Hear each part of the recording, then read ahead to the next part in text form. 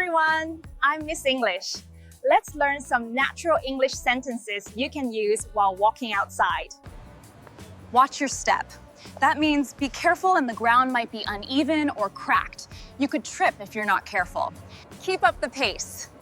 We say this when someone walks too slowly and blocks the way. Let's move a little faster. Stay on the sidewalk. It's safer than walking on the road. Pedestrians should always use the sidewalk when possible. Be careful around the puddle. A puddle is a small pool of water after rain. Don't step in or you'll get wet shoes.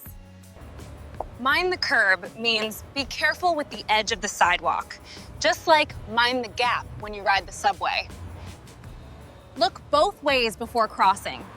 Always check for cars and wait for the green signal before you cross the street. Stay in the shade. It's too hot in the sun.